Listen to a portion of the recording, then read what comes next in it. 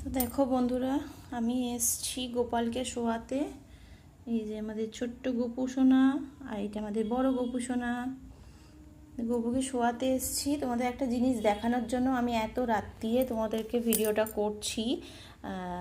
এখন বাজে 11টা 12। মায়ের ঘরে এসছি, আমি দোকান থেকে এসছি 11:45টার সময়। সব পরিষ্কার টরিষ্কার করে দিয়ে এলাম ঠাকুর ঘরে গোপালকে শোয়াতে। এই দেখো বাইরের আকাশটা দেখতে পাচ্ছ কিরম হয়ে আছে। দেখো বাইরে খুব লাল হয়ে আছে আকাশটা। আর জানলাটা খোলা আছে, তোমাদের দেখাবো, দাঁড়াও। তো দেখো আমি গপুদের শুইয়ে দিয়েছি, সিংহাসন ফাঁকা। এই দেখো এখানে বড় গপু ঘুমোচ্ছে, আর এখানে ছোট গপু ঘুমোচ্ছে। ছোট গপুর মশারিটা এতটাই বড়, ওর বাবা কিনে নিয়ে এসছে কাঠ কোথায় এখানে। আর মশারিটা দেখো কত বড়।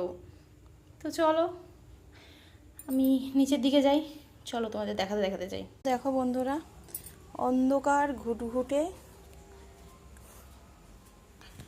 উপরে যেহেতু কেউ সেরকম থাকা হয় না, তাই উপরে এতটা লাইট সেইভাবে আছে, কিন্তু সব খুলে দরজা ফরজা খুলে লাগাতে হবে, জ্বালাতে হবে আর কি। তো দেখো তোমাদের একটা জিনিস দেখাই, দেখতে পাচ্ছ কি অবস্থা। এই দেখো, দেখতে পেয়েছো? এই দেখো নাপছি আমি।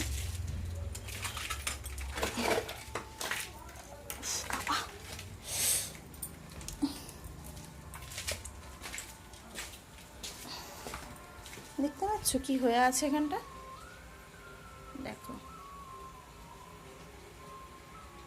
মানে কোনো ভরসা নেই, এই এই বাড়িটার ওপরে কোনো ভরসা নেই। যখন তখন যা তা দুর্ঘটনা ঘটতে পারে, বুঝলে? যা তা হতে পারে যখন তখন। এই রিস্ক নিয়ে যেহেতু মা ওপরে আছে, তাই আমাদের আসতে হয়। দেখো সিঁড়ির অবস্থা, দেখতে পাচ্ছ কত সাবধানে ওঠানামা করতে হয় আমাদের। চলো নিচে যাই, ধরে ধরে নামতে হবে। এই বাড়িটার জায়গাটা প্রচুর অল্প, আর বাড়ির অংশীদার অনেক,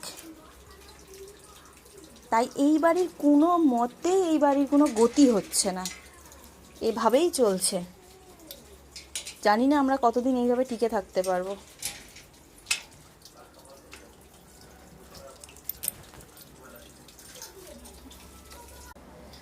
চলো খাবার দাবারের ব্যবস্থা করি। আজকের মতন এতটুকুনি, টাটা।